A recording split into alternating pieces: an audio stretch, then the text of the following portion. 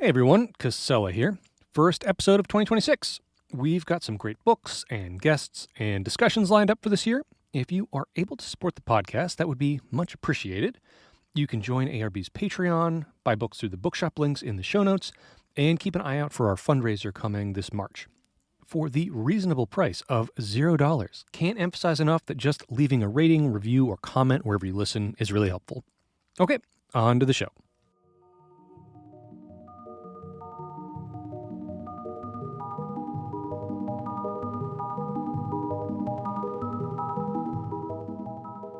A critic is a creature who has views quite like a camel's. Flowers and fruit he scorns.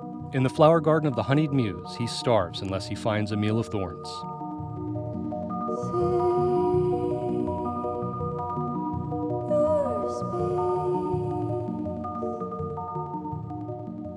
Hello, and welcome to A Meal of Thorns, a critical book club from the Ancillary Review of Books. I'm Jake Casella Brookins. Each episode, we ask a well-read reader to talk us through some work of science fiction, horror, fantasy, or a related genre. Today, we are discussing Richard Marsh's 1897 novel, The Beetle, and I am delighted to have Dr. Marisa Mercurio on the show to pin it to a cardboard backing and to attempt to fix some labels. Marisa is a scholar of British fiction in the long 19th century. In addition to her academic work, you can read their writing and reviews at venues including Crime Reads, World Literature Today, Strange Horizons, and more. Marisa is also an acquiring editor at the University of Michigan. They're the co-host of the wonderful podcast, However Improbable, and is working on a book about 100 years of female detective novels. I want to ask you about that later. But first, hello, thanks for joining. How are you doing? I'm great. I am coming off a very busy semester. You know, the fall semester is always very hectic for publishing, I feel, and looking forward to a little bit of a break coming up with the holidays. Have you been working on anything interesting that you've acquired or been working on that you already have? We have recently acquired a series that I'm really excited to talk about. I don't know how much I should say about it right now because it's pretty fresh, but I will say that it has to do with unfilmed scripts by prominent filmmakers. Oh, cool. These are scripts that are coming from a special collections, and they have been sitting, and they're available for people to go in person, but so far they haven't been available to the wider public. Oh, that's really cool. That's fascinating. Yeah, so I'll be excited when we can actually start getting the word about that out. Very nice. Before we dive into The Beetle, anything else you've been reading interesting? Yes, of course. I recently read Kaveh Akbar's Martyr. Enjoyed that. It was his debut. It was on my library holds list for months. I want to even say almost a year, so it's very popular. And I am almost currently finished with Daphne du Maurier's collection of short stories, Don't Look Now, which I'm really enjoying. That includes Don't Look Now, of course, being the title story that the film is also based on. Great movie also. And it's got The Birds in it for Hitchcock fans, and then a variety of other very strange stories that range from, I would say they are quite speculative. I just read one called Blue Lenses, in which a woman wakes up from eye surgery, and when she is unbandaged, she starts seeing everyone's, instead of their faces, she sees them as animals. So her nurse is a snake, her husband is a vulture, and it's essentially framed as, you know, these are who the people really are. So she gets this sort of second sight of viewing people as animals. That's rad. I'm in this little book club with a couple friends of mine, and we are reading Rebecca next. That's exciting. Which I realized I didn't have a copy of, and went to the bookstore to buy it. They were out. Went to the library and it was all out. And apparently, like, Rebecca's having like a moment. Like, lots of people are reading it right now. Oh, really? Yeah, which was kind of cool to hear. That's so funny. I know the movie, the unfortunate Armie Hammer film came out a few years ago that I never saw. But I'm glad to hear that people are still really into it because it's a great, great novel. I'm at my point of the year where I was saying before we started recording that I've had a slowly, like, ever crunching schedule this year, and it's finally like relaxing a little bit. So I'm trying to catch up on all my review reading. So I've got a big stack of stuff I'm going through. I just finished Alex Woodrow's The Night Ship, which is very strange, weird little horror book. I guess it's longer than a novella. It's like a short novel. It's set in the 80s in Transylvania. I don't want to give too much away, but something really weird happens, and it's sort of framed as like quasi-scientific, but it's like way too weird for that. And the whole country kind of like disappears into blackness, Interesting. except for things that have radio transmitters or receivers. So it's just kind of like this weird sea of blackness with a couple people like still alive, like in like cars and trucks and like radio stations. Yeah, very weird. I'm digging it though. That's awesome. Is it a Romanian novel? It is in English, but I believe the author is Romanian. Right. Okay. That Yeah. sounds awesome. Woodrow, I know, is the editor, one of the editors at Tenebrous Press, which put out a lot of cool stuff. So yeah. Yeah, for sure. But let's jump further back in time, and today we are talking about The Beetle by Richard Marsh. So this was first published in 1897 as a weekly serial in a paper called Answers, and then it was released as a single volume that same year by a publisher called Skeffington and Son. It's a gothic horror. It's pretty melodramatic, at least on my reading. Yes. And it's set up as 4 different first-person narratives about a mysterious person with occult powers that include hypnotism and shapeshifting, who has come to London to persecute a prominent parliament member and abduct his fiancée. Something that will probably come up a fair amount as we discuss this is that The Beetle comes out the same year as Bram Stoker's Dracula. It has some very similar themes, but it was initially way more popular. Although popular appeal has not stayed as high for The Beetle as for Dracula, it's still the subject of a fair amount of scholarly attention. So I think Dracula will kind of be a not always silent kind of partner to this discussion, I think, a little bit. It has a lot in common. Oh, I wanted to ask, in case listeners aren't familiar, I mentioned this in your bio, if you could give us a quick little kind of like thumbnail, a sketch of what the long 19th century is. It's very simple, really. The Victorian era starts in 1837. And so when we talk about Victorian literature, we're talking about novels or fiction generally that is published between 1837 and 1901. There are 37 other years in the 19th century that are in a lot of ways understudied. And so when we say the long 19th century, we're encapsulating the entirety of the 19th century. And maybe sometimes we might include a little bit before that, a little bit after that. If someone says the long 20th century, they might mean the early 2000s, a little bit depending on how they prioritize their periodization. I think it's very useful to think about the long 19th century instead of just the Victorian era, because there's so much literature that is happening before 1837 that is deeply important. Obviously, Mary Shelley, Jane Austen are writing at this time, but then you have a lot of ephemera that is really interesting as well, and other Gothic novels too. I prefer not to consider myself a Victorianist for a variety of reasons. Part of that is because why term myself someone who is Empress of the Empire? That is not really a association that I want, but also because I am very interested in what is happening at the turn of the previous century with Gothic novels like those by Anne Radcliffe that are happening in the 1790s. And so my research really begins in the 1790s and goes through the end of the 19th century. That's great thumbnail sketch of that. So as I was starting to say, when we had been emailing about what to read, and you had tossed out a couple suggestions, and I had just looked up, I'd never heard of this book. I looked it up on Wikipedia. I'm like, that sounds fantastic. Tell me a little bit about your relationship to this novel, or kind of like where you think it sits, why it's important, why it's worth talking about.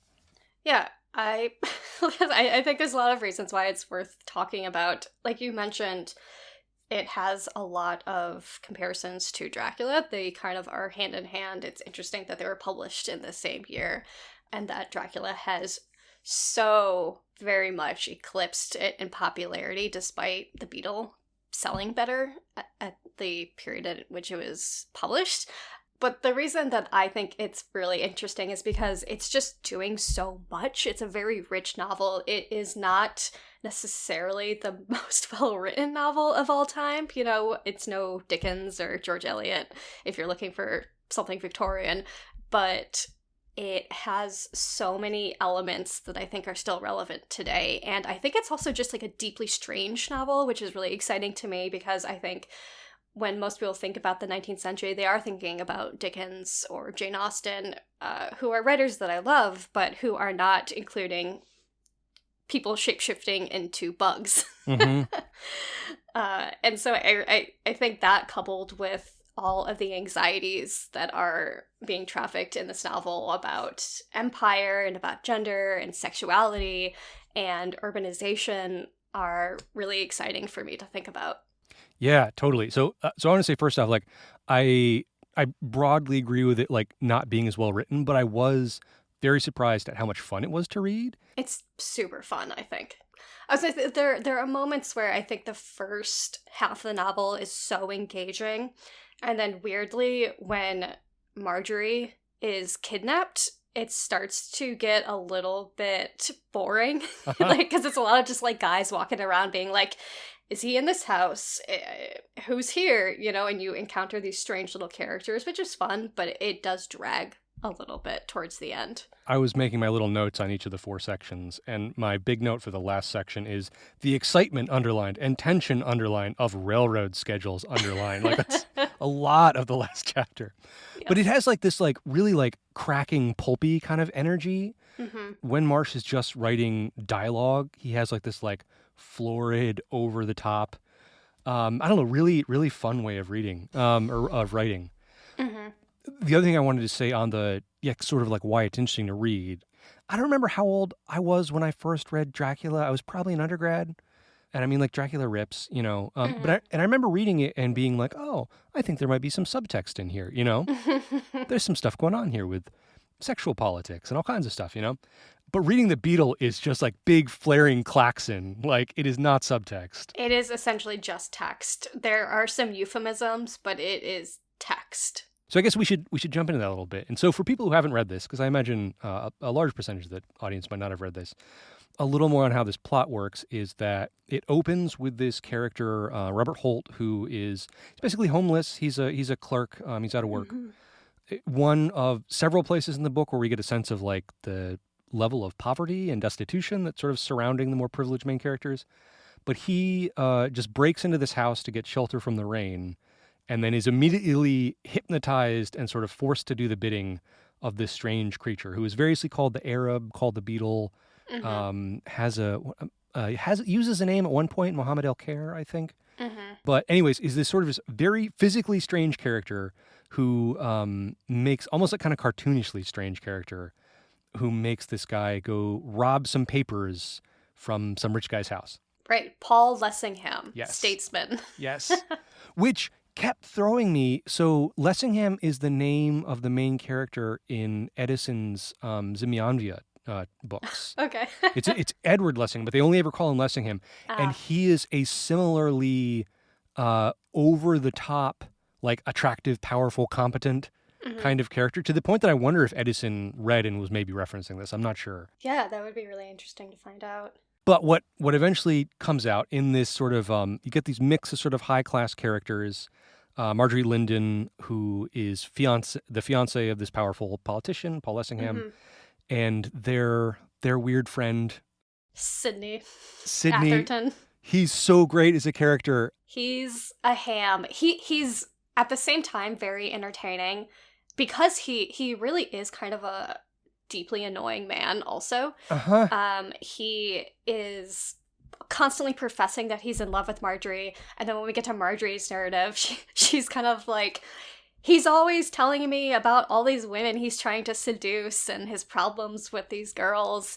And he also has what I think we can talk about what's going on with gender and sexuality in this novel because it's so prominent, but he also has this weird jealousy of both, I think, Marjorie and Paul.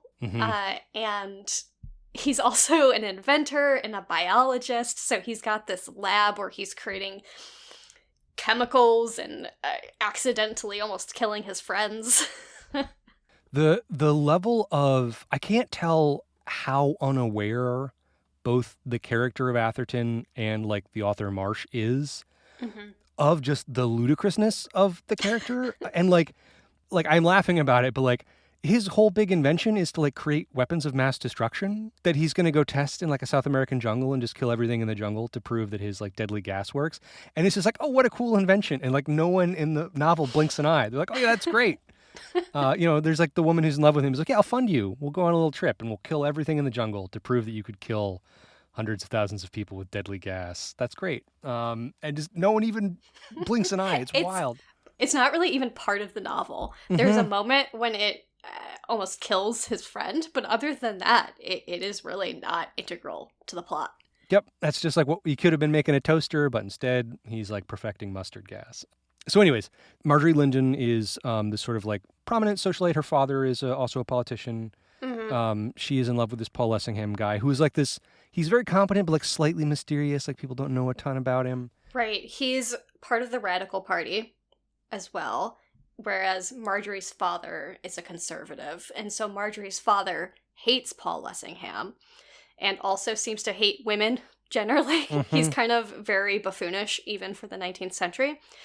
Marjorie is, I would say, almost framed as this new woman type where she has political ideas, she has some ambitions, she has thoughts and has agency, or tries to have agency at least. And so you get this tension between these characters because her father certainly does not want her involved with Paul Lessingham. Their engagement is a secret as well throughout most of the novel. Yeah, she has, particularly in a couple of like her arguments with her father and some of her discussions with Atherton, she has what to me seems like an extremely modern, just like, no, like I'm going to do what I want and you can keep yelling. And then just sort of like gets vanished from the narrative and like doesn't really say a word on page again. Yes. Not to constantly bring up Dracula, but I think we might. It is very similar to Mina Harker's character, who is very proactive in a lot of the novel and then essentially becomes a vessel for tracking down Dracula in the latter quarter or so of the novel after she's attacked. Yeah, it's the novel, like one of the weird things I think like sort of structure and pacing wise about it is how character and dialogue kind of driven it is for the first 2-3 sections, and then once it switches to actions, it's gone, and we don't get Marjorie's sort of voice again, which is odd. The little epilogue where, well, not epilogue, but like the sort of follow up where it's like, nope, they're just happily married now. They're just scared of beetles. Other than that, they're fine. It's very weird. Also, I know we're like jumping ahead of things going on in the book, but people are scared of lots of things. That's fine. I kept finding the beetle as a literal beetle as the central figure of horror just really hard to wrap my head around. Right. I just, spiders, sure. It can't be anything else though, because it's Egyptian, right? And so they have this idea of, oh, okay, I'm gonna make this like scarab beetle into this giant beetle that can crawl up someone's body. And there are moments, I think, especially in that scene that you mentioned at the beginning with Robert Holt, when he breaks into the home and he starts to feel the beetle crawling up his body. It is very skeevy. You do kind of want to like shake it off of you. There's a couple scenes where it's not clear if it's really there or not, but where a character thinks the beetle is like flying right behind them and they can't get to it, and like that's pretty freaky. And you're right, some of the sort of like shape-shifting, some of the scenes in the dark where like you can feel the beetle like walking on the sheets and it's coming up to like get under the covers. Like, yeah, those are pretty effective. But on the whole, I'm like, it's a shiny beetle. It's just a weird thing to make the central figure of horror. Bug. Yeah. And I love bugs, and I think beetles are beautiful. So I find it's a little bit difficult to me to be like, oh, what a hideous creature, because I think they're gorgeous. They're iridescent. They're just beautiful. They're so unique. No, I totally agree. But again, that was one of those things where like, and again, it does have these effective moments of horror, but it also adds to sort of like the weird feeling of the book to like have these like over the top, racially and politically charged kind of fears. And then you keep coming back to this shiny beetle as the thing that like reduces Paul Lessingham to like crouched on the floor screaming when he sees like a postcard of a beetle. There is a wonderful review that I read contemporary to the publication of the novel where the reviewer from St. James's Budget said that the hero of the novel is supposed to be a great statesman, but under the stress of circumstances, Paul Lessingham behaves like a hysterical woman. That's that ephemera right there. Mm-hmm. Something that really startled me as I kept reading was, I was reading this for the first time and I'm trying to figure out what happened, right? Like in the past. So we have this mysterious figure who is, they're shapeshifter. They look really strange. They're kind of gender fluid, like right from early in the first chapter, Holt is like, oh, this is a really weird man, and describes what this character looks like. Ugly, supposedly as well. Hideous. Hideous, right? Like an inhuman, not like a, not just like an ugly person, but described like these almost like animal, bestial features. And very aged as well. Yeah, like saffron-colored skin that is like crinkled like a blanket. But then very shortly after that, after the Beetle's kind of been like rejuvenated a little bit, early in the book already people are like, oh wait, is that a man? Maybe there's something feminine about them. There are a couple chapters even where, like when Lessingham's talking about his interactions with this character, where the pronouns will actually switch like within the chapter. Like he's talking about her and then he's talking about him in other chapters, but it's the same character, which is just, I don't know, kind of fascinating. And I think ties into lots of the other things going on in the book. But what I was trying to figure out is like, okay, why is this character coming to get this guy, coming to get Lessingham? Right. And I was like, oh, it's pretty obvious. Lessingham either, seduced and then scorned this person and they're back for revenge. Or maybe Lessingham like stole something, like got money or like an artifact that made him powerful or something. Which is a very common narrative of the Victorians during this Egyptomania period that they had. Yeah, and I was like, okay, this guy has a mysterious past. Now he's like super, powerful and popular. Clearly he stole a magic artifact and this person's coming back to get him. That's not it at all. And it's just wild. Like when the reveal comes, I'm like, wait a second, why did the Beetle come after this guy? The reveal is a really excellent part of the novel as well. It's sort of pocketed into this larger narrative that I don't know that works because it's one of those end of the novel narratives where we switch from different characters. But that framework of Paul's narrative within the larger narrative is really compelling and it's very direct as well. He says, I was essentially walking through a red light district in Cairo.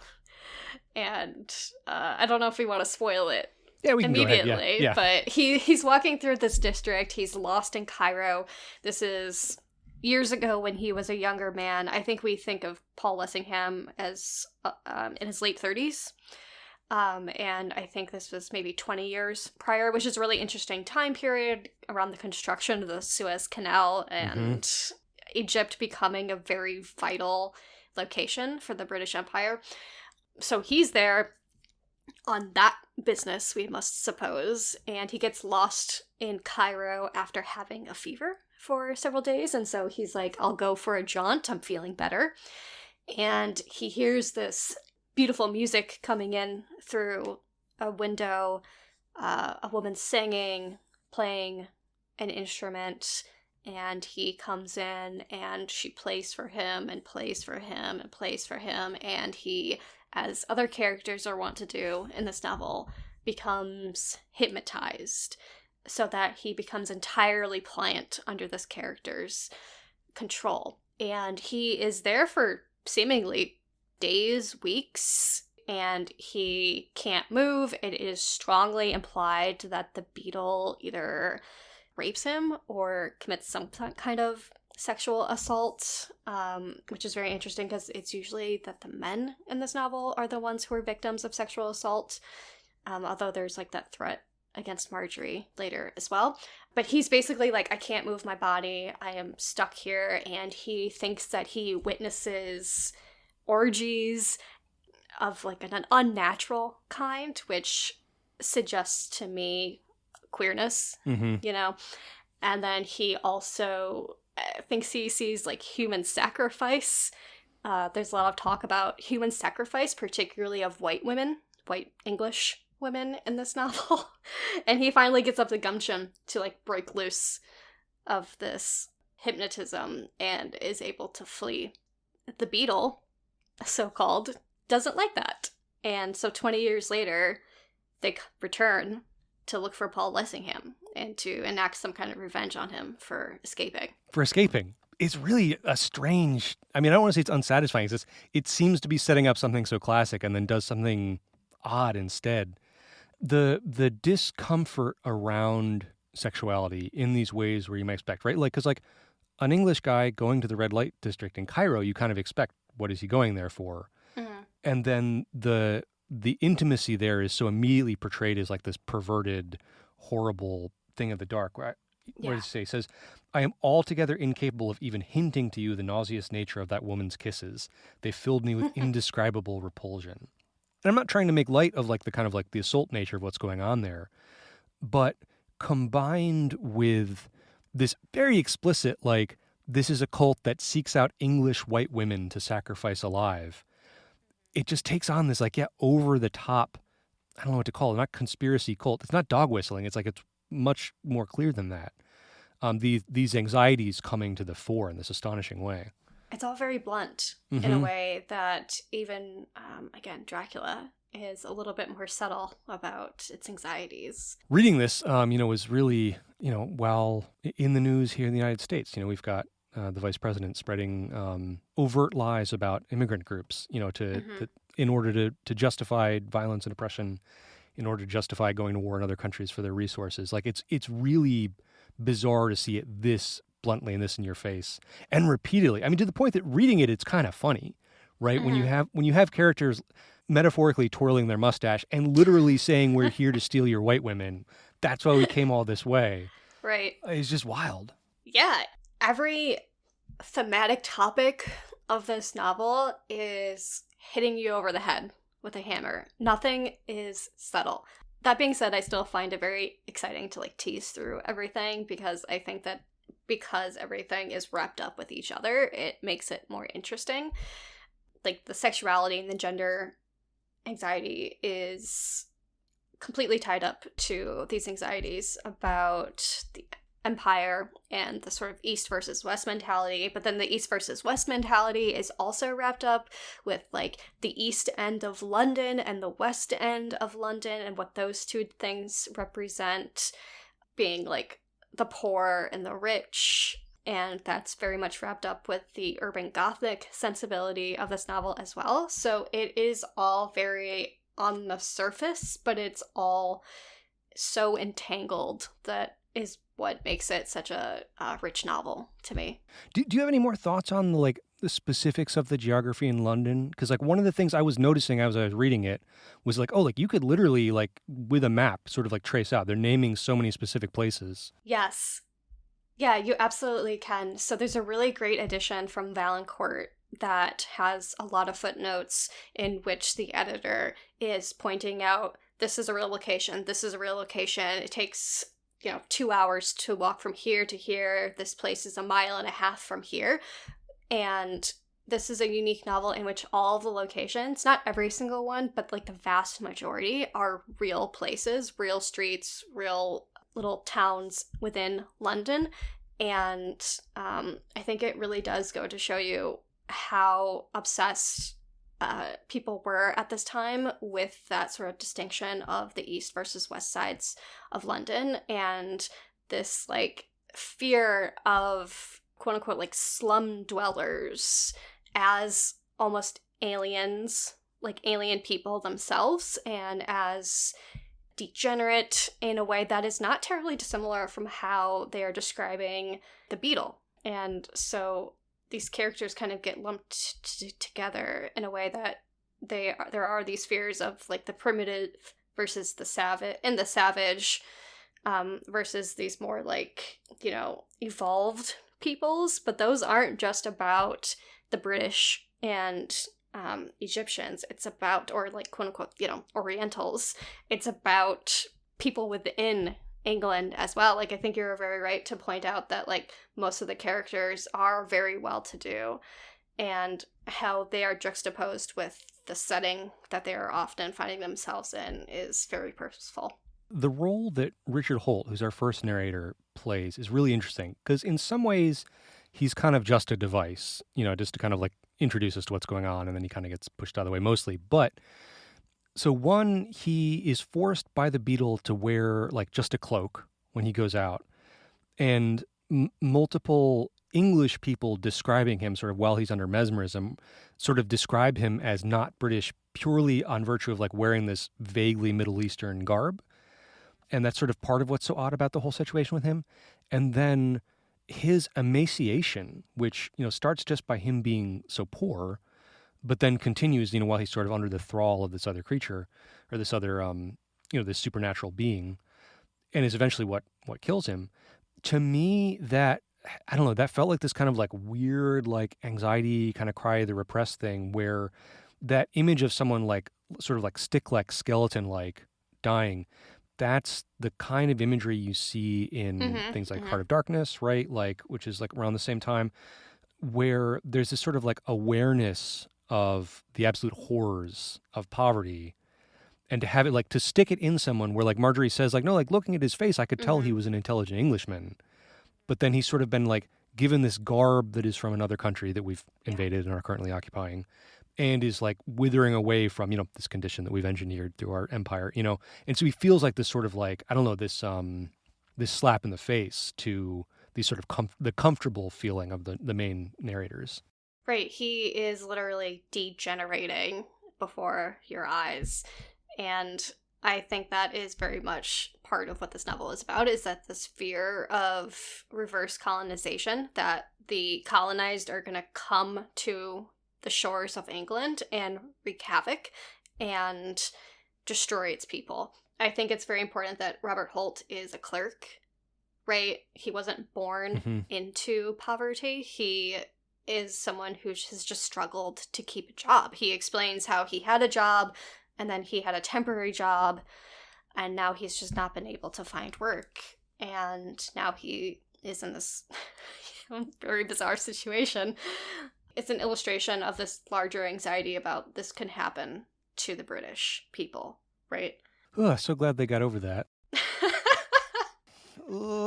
Again, this novel just kept feeling so weirdly timely in its sort of like propaganda-esque fears. Like, on a minor note, on a less charged note, I was also really struck, and again, kind of comparing to Dracula, how much like property evaluation is like weirdly in the background of it. There's that whole big chunk when they're trying to sort of solve the mystery of what happened to Marjorie after she's been kidnapped. Right. Of just like figuring out who owns houses, who built these houses and why.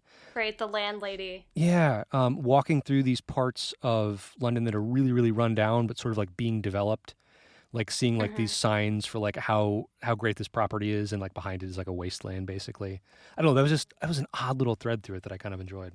Yeah, I think there's a lot of overlap with a novel like Jekyll and Hyde that is also very much occupied with the urban Gothic and how the landscape of London itself can be considered Gothic. I mean, you see this similarly in the picture of Dorian Gray as well, when he's just sort of like meandering through, again, like Soho and places like that are, more sexually charged. It becomes about how every little alleyway and decrepit building is in itself Gothic, that it's no longer just these faraway places, it's right here in England. Like, it is London that is Gothic now. No, that totally tracks. That's interesting. I was also, this is just more on the sort of like the physical and geographical groundedness of it. How much transportation and modes of conveyance are a part of this novel. Even before this sort of like action is taking off, there's so much discussion of how we're getting from place to place, what kind of vehicle we're taking from place to place, how far away things are. And that continues once like the action does start kicking up. Into that, again, like I think it's very silly and very weird. But like the big chase scene is basically like, can we bribe enough railway conductors to get where we need to go in time? Like, but it's like, it's very like worked out, like how long it takes to get different places. I don't know. I find that really fascinating. Yeah, I mean, it is similar too, again, to Dracula, where at the end I think it's Mina who has the train schedules Oh, yeah, memorized, that's right. and they have to trek across, from England all the way to Transylvania. Mm-hmm. And it's very much a novel about carriages and trains and ships and different modes of transportation. I think this is probably just an occupation of the late 19th century when all these new technologies are emerging and people have more freedom of movement. There are moments in here that are, I don't want to say they're science fictional, but they're so focused on technology and science that they were really like sparking my science fiction attention. Mm-hmm. Atherton says, like, as an aside, right, that like, if I could take a retinal imprint, I could have, and then he says, like, in parentheses, like, which I'm sure they someday will be able to. I would be able to replicate this image of the beetle that I just saw. There's that whole part where the beetle, the Arab, confronts Atherton in the lab, and Atherton basically like throws some chemicals together to burn something and like makes a big electric spark to like prove that he is the god of science and like science is more powerful. And again, it's incredibly blunt, but it has like right at this forefront this idea that we are being threatened by these old, strange relics of the past, right? These cultists. Yes. And we can cow them into submission by making big sparks and lights with our technology. Yeah, I mean, they can try, right? But there's so much this fear that all the progress and all the science and all the rationality that's come out of the Enlightenment and then has been, honed by the Victorians is not enough in the face of like hypnotism and the occult and Egyptian paganism, that this cult of Isis that the Beetle belongs to is going to triumph over British Protestantism and science. I love how often, again, this is not a novel that does subtext, like how often like the things that are below the surface are where it is, right? Like it's this ancient cult, but it's enormous. They have these huge underground temples. And then like when they're in London, they have to like tear up the floorboards of the house to find the evidence. And it's like, oh, it was right there. It was right beneath us the whole time. And again, this feeling of how easily the Beetle can penetrate their private spaces, how easily even like Holt, like just like a naked guy in a bathrobe, can like get into the halls of power when he needs to. This thing, like it's just on the surface and it can get in with us at any second. There's just anxiety throughout it. Yeah, and there's no indication at the end of the novel that anything has really been resolved. They save Marjorie, they return her, and I guess she mostly gets better, but the Beetle escapes. And there's no further, destruction of this larger cult that they represent. It's going to continue. It's, not like Dracula where they kill Dracula at the end of the novel. Even though I don't think that novel is like, that novel also has a very strange coda at the end that sort of leaves things a little bit untied, but this novel is very much just like these characters are going to make it through, and they're going to be in a nation in which maybe these things are still out there. Yeah, no, I think that openness is, I mean, one of the many ways that like tonally this is so different from Dracula is Dracula ending with this like, it's not totally closed, but it has this sort of like, I don't know, this very strong symbolic ending, right? And like the promise of like the child that's going to come who's like all of the adventurers' children in this weird way.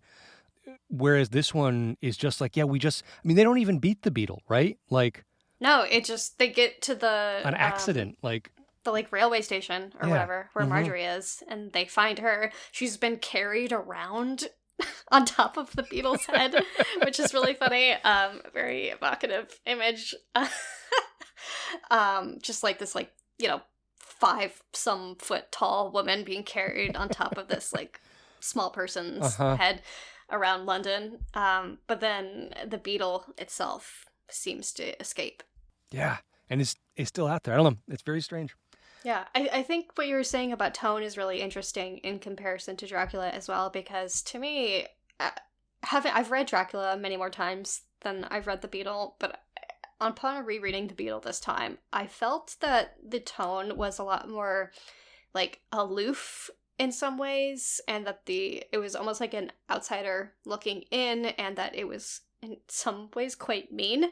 Very, I don't want to say clinical because it is so melodramatic and it is so florid, but I always get the sense that Stoker is, although dealing with a lot of the same anxieties in his novel, never convincing himself to actually be fully afraid of those things. Like, he's a little bit, like, excited about the possibility of sexuality and foreignness, and I feel that the Beetle is much more like, these things are threats, and they're bad. Whereas, like, Stoker is like, I'm gonna luxuriate in these things a little bit more. No, I think you're totally right, which, I mean, there's a lot of angles to how that works in Stoker. I hope I'm not, like, doing too much kind of, like, retroactive reading, but to me, I kept thinking of, like, Fox News. I kept thinking of, like, it has this very tabloidy kind of vibe to it. Yeah, and I think that has to do partially with the moment in the publishing industry that we're in, where Richard Marsh, the author, comes to his career at a moment in which there's, like, increased literacy, more availability, like, better distribution. There are magazines of fiction now, so this is serialized, and they're a penny a piece, so more people are able to read them, and it is more tabloid. Like, I think that's, like, a really good comparison, because you read your penny serial a week, and then you can forget about it, but more and more people are able to read it. It's not just people who are, of upper classes. It's kind of like mass consumer literature. Yeah, I mean, it has that, I'm particularly thinking about, like, sort of the most charged scenes where, we're being told that this cult is, like, kidnapping and torturing and killing white women. That it has this very, like, lurid, I can imagine, like, you're reading however many pages, that week in the newspaper, and you're like, wow, that's pretty wild. I'll read the next one, I guess. Yeah. Just because it has this kind of splashy kind of nature to it. Right. You have to make it interesting enough for someone to pick it up the next week. Why don't we take a really quick break? I'm just going to grab a drink of water. I want to, maybe for the last bit, I really want to drill down and talk a bit about sexuality and gender in this novel. Because that was, even though, like, Britain's occupation of Egypt and everything that entails is such a big part of this, and all these ethnic and nationalistic kind of fears going on in it, the gender and the sexuality was the stuff that jumped out at me the most, like, consistently. So yeah, there's not really, I think, something quite like it.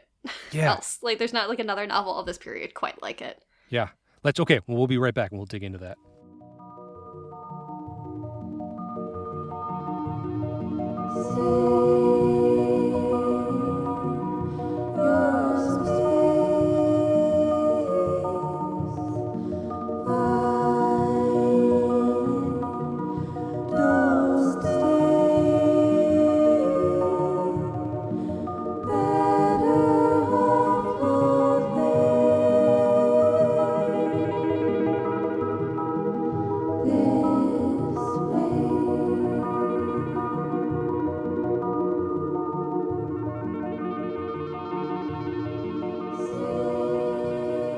All right, we're back. We're still talking about The Beetle by Richard Marsh, and we're going to try to dive into how much is going on in this novel in terms of sexuality and gender. So I want to kind of just bullet point list, I guess, the big ones, I think.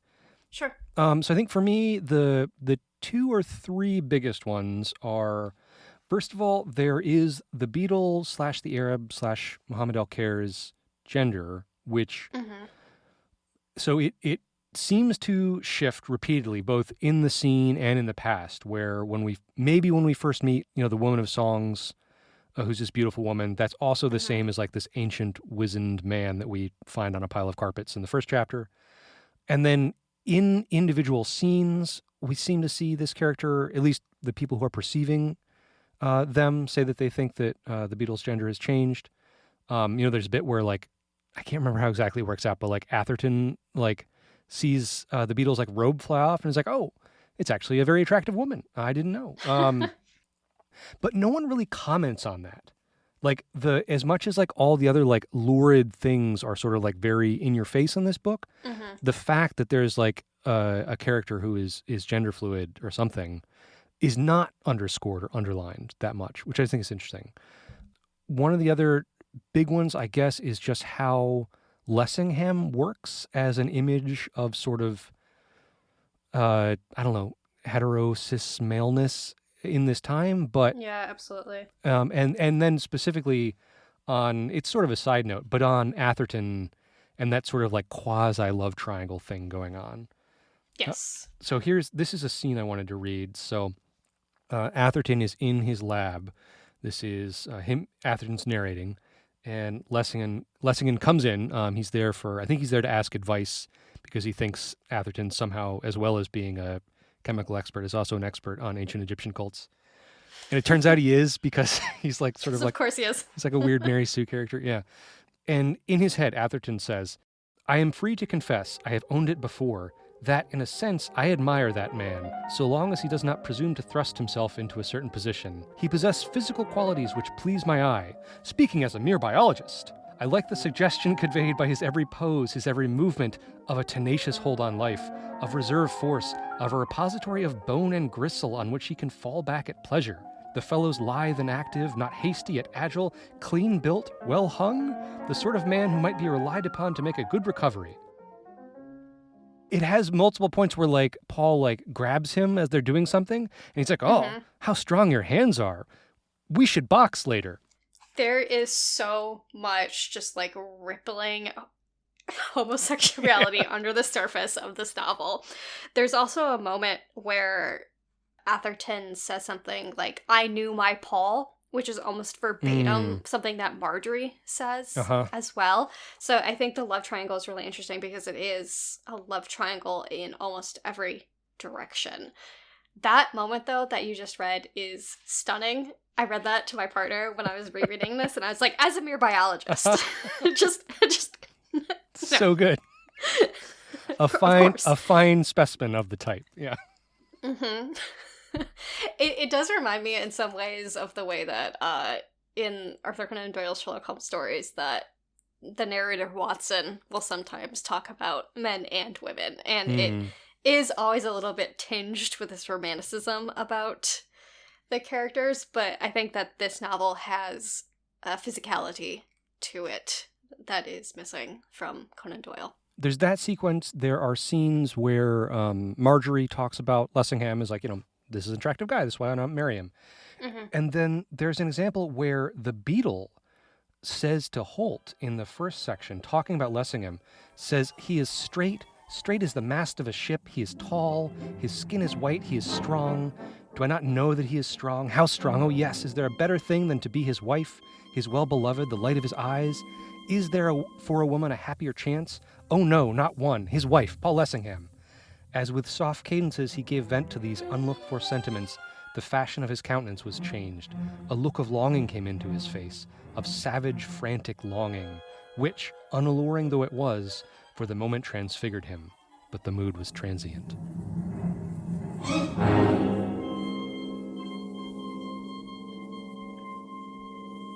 It makes Lessingham into this odd central symbol of a very specific beauty. Yes. That everyone wants, in just this way that's really strange. Or not strange, but striking. Yes, absolutely. He is the figurehead of the British Empire, right? He's literally a member of the parliament, and he is sort of beautiful white man that is so British and so strong and so masculine that it seems that nobody can help falling in love with him, whether they are a beetle, a shape-shifting, being of the occult, or a man or a woman. And I think that comparing those moments to when Lessingham falls apart is also very much speaking towards like, we need our men to be masculine, and we need them to be strong in the face of empire, right? Because he does have these moments where he just kind of completely breaks down, is blabbering, can't think, can't speak coherently in the face of like a drawing of a beetle. But the rest of the time, he is this idealized Victorian man. Yeah, well, and it's this, to me, part of what's so strange about it is that he's very idealized. He is very physically attractive, and like the physicality of that is constantly dwelt on. But so he is sexualized, but the novel goes out of its way to not let him be sexual, right? Like Mm-hmm. it's not the case that he is in the current of the text being seduced by like this exotic, treacherous foreigner, right? It's Right. that way in the past, this weird thing happened to him. Mm-hmm. And now like this hideous revenant is coming after him. Yeah, and he is feminized in that narrative of the past as well, because he is put in a position of the submissive person in that dynamic between himself and the beetle. And it is, I think, so rare to see examples of 19th century British literature where you are seeing sexual assault or the threat of sexual assault or a euphemism for sexual assault. Mm-hmm. And it's the man as a victim. Mm-hmm. And it doesn't, again, like for all the things that this novel is blunt about, you do kind of have to dig to be like, British manhood is under threat, right? That's not Mm-hmm. like super on the surface, but like that is what's happening, Mm-hmm. right? Like they're literally coming after him for that reason. Yes, and I think what's happening both abroad generally about this threat of, maybe this like gender fluid oriental figure, quote unquote. That's one part, but then you also have Marjorie, who is very interesting and who is masculine in some ways herself as well. We've talked about how she defies her father. She is this new woman figure, I think, as well. Like, there are all these anxieties of women, like British women, becoming too masculine as they enter the workforce, and they have more modes of transportation and they're more out in society than they ever were before.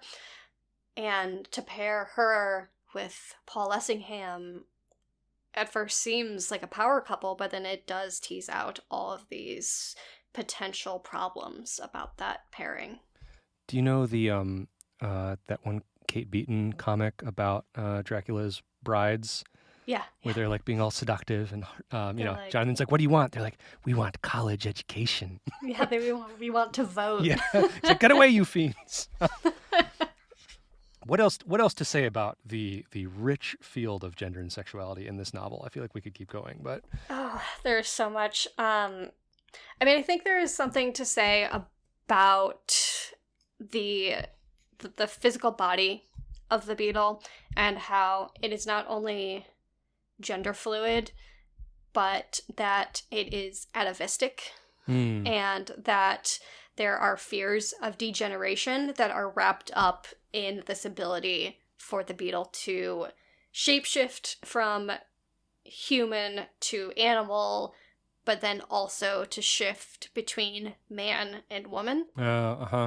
That's especially like you bringing up Jekyll and Hyde, and I'm thinking of Dr. The Island of Dr. Moreau here as well, right? This idea that like there's something in, obviously, like it's spooky when people turn into animals, like agreed, but that there's something like threatening to society, not in the animal, but in the shifting. The like that things can move around is like a symbol of what a threat they pose. Yeah, I think that there are a lot of fears at this time about if we can evolve, can we devolve as well? And that's why you get books like this, like Dracula, like The Island of Dr. Moreau, like Jekyll and Hyde.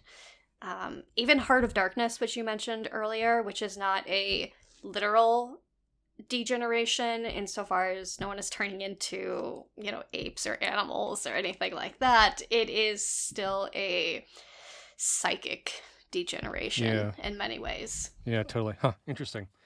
So I know we wanted to kind of like step back a little bit and talk about sort of like the continuing life of this book, what influence it's had, if any, where you see some of the themes and some of what it's doing, like continuing to go on today.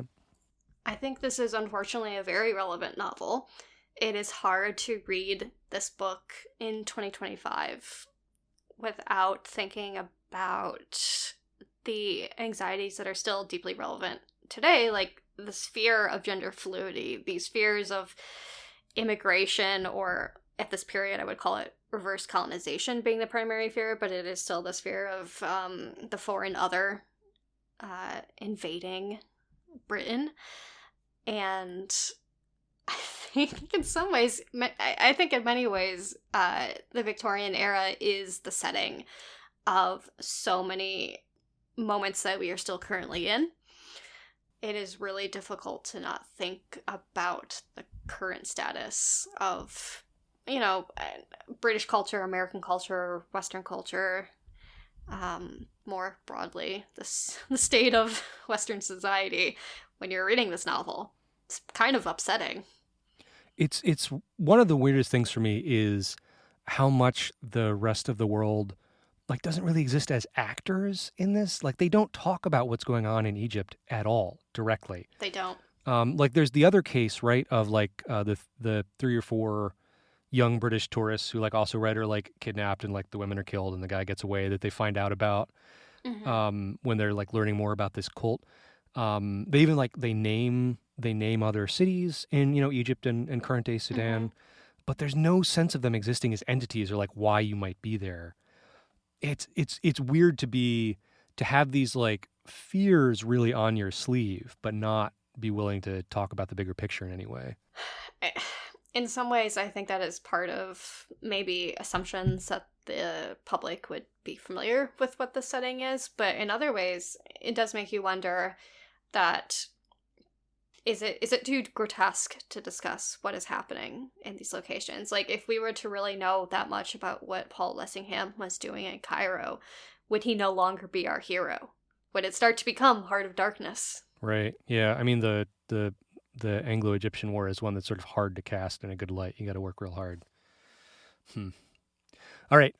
Moving on. Last thoughts about bugs and shapeshifting into them. I know we were reaching for that because it's really fascinating. Yeah. There are some very famous examples of this, of course. Kafka, obviously. Who knows if he read The Beetle? Maybe. That novel's dealing with very different anxieties. I think The Fly is a fun comparison. Yeah. I was thinking a lot about early body horror as a massive horror fan myself when I was reading this, and how it is in some ways the progenitor to a lot of the very physical realities of just like the sort of sliminess and the smelliness and the sensations that are so present in this novel that then a lot of horror film picks up later. There's something about insects as the horror image that I haven't thought through this enough to say anything smart about it, but there's something weird about that where I think maybe it's something about the way that it's sort of an alien consciousness to us, in a way that like, if a big cat or a wolf or something is stalking you or something, you sort of like know what it's thinking. You kind of know what it wants. But you look at a beetle and you're like, I'm not sure what that beetle's thinking about. So it has this sort of like alienness to it in this rich way. Yes. There's a great, really weird kind of art house horror sci-fi film called Phase 4. Have you heard of this? I don't think so. It is essentially about, it's a film from the 70s in which there are these scientists. It's been a while since I've seen it, but these scientists are working with ants, and the ants start to take on a consciousness and band together and just completely destroy these people and start to take over the world. What's there's a really strange kind of like, they seem like they're semi-comic on the surface, and they're really not. Robert Repino, the science fiction author, Mort, I think is the first one, where the background of that is that, oh shoot, I haven't read it in a long time, but the main characters are like sentient vertebrate animals, like cats and dogs, where like everything is sort of like had their intelligence jacked up, but the background is that ants got sick of humans and just like wiped humans out, and that's sort of like the backdrop to it, but it's always in the background. There's another, I'm forgetting the title, The Nest, maybe, that is part of Valancourt's Paperbacks from Hell series, that is about man-eating bugs. But I think what's interesting is that so many horror films or novels about insects are about the sphere of the horde of insects. how there are so many more of them than there are of us, whereas this novel is about one singular large beetle. It's not quite a human-sized beetle, right? I don't know what you were imagining. I was imagining something like a toy dog or something size of a beetle. It is scary to have a bug that big. Yes. But again, like I'm taking like a beetle I don't find scary, and then like I'm making it the size of a toy dog, which is not that funny, or not that scary. But yeah, I did picture it that way. It's funny too to read this because a lot of the insect-related horror that I know of, in the 20th and 21st century, often, that fear of the horde, and often coded pretty explicitly with anti-communist kind of vibes, which is totally absent here, right? That's not even part of this at all. We could probably go long about what, if anything, to say about the religious angles of this. Yeah, I mean, it's, I think, certainly present. I think it's part of this larger conversation of fears about rationality and science and British progress versus the past and the occult and paganism. That is very common in Gothic literature of this time. We really didn't talk too much about its place as a Gothic novel, but I would certainly place this as a Gothic novel of the fin du siècle, and it is, as we have mentioned, in the small group of really strange late 19th century novels that are also either urban Gothic or Imperial Gothic novels. Before we get going, I wanted to ask you, just because I'm really curious about this project you're working on. With so it's about 100 years of women's detective novels. Is that right? Yes. So I am looking at what I am calling detective fiction. I'm really looking at the detective figure, so more so than what we would call detective fiction per se. From the 1790s through the end of the 19th century. So I am starting with Anne Radcliffe's novel, The Mysteries of Udolpho, which figures what I consider a precursor to the detective in Emily St. Aubert, who is a Gothic heroine, as traditional Gothic heroine, I think, as you might imagine, but who does a lot of investigations. And who I think is integral to the detective figure as it gets developed. And so I'm kind of looking at these early Gothic novels as the start of the detective figure and the kind of curiosity that is theorized in these novels, and how that develops then into, ephemera from the early 19th century and is satirized in Jane Austen's Northanger Abbey, and then moves into some penny dreadfuls, and then into some mid-century work that we would recognize more directly as female detective fiction. There are literally 2 books in 1864 published around the same time called The Female Detective, I think, and what's the other one? It's something very similar. That's slipping my mind. And then we move into like Wilkie Collins novels and back into some Gothic literature as well as some New Woman fiction. So that's all to say, I am sort of tracking the progress of the female detective over time and how the female detective helps to construct the category of woman in the 19th century. Cool. Oh, that's very rad. This was a really fun read. Listeners, if you found this conversation interesting and you haven't read this, it is worth picking up. It's a very strange, fun book. Marisa, thank you so much. Is there any place people can look for what you're working on or find you online or anything you want to share? Sure. Right now I have a Blue Sky that's just M-A-R, Mercurio. Also, the podcast that I host, However Improbable, which both narrates Sherlock Holmes stories and then discusses them, as well as has discussions with my co-host about adaptations and pastiche novels and a myriad other things, author interviews, has recently covered The Final Problem, which is a huge turning point in the Sherlock Holmes canon. And we're going to soon be covering an episode that is all about the different adaptations of Professor Moriarty, so it's kind of a pretty good place to jump in. We're covering the stories chronologically, not from when they were published, but from when they are set in the stories to the best of our ability. So that's been a fun project as well. And we're always looking for narrators. And if you want to listen, you can find that anywhere you listen to podcasts and at our website, howeverimprobablepodcast.com. Awesome. Well, thanks so much. Yeah, thank you. This was really fun to talk about. A Meal of Thorns is a podcast from the Ancillary Review of Books, an online magazine founded to address the radical possibilities of criticism, with a focus on speculative fiction, world literature, and utopian impulses. Go to ancillaryreviewofbooks.org for regular reviews, essays, interviews, and more. Our opening poem is by Bartra Hari, translated by John Bruff. Our music is by Giselle Gabriel Garcia. Our artwork is by Rob Patterson at The Ratio Farm. Incidental musical selections this episode were from Chopin's Minute Waltz, performed by Alfred Cortot, and Berlioz's Symphonie Fantastique, performed by the Cleveland Orchestra, conducted by Orto Rudzinski.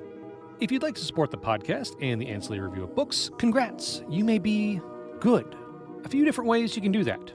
You can join our Patreon. Throw us a couple bucks a month to keep the podcast and the magazine sustainable.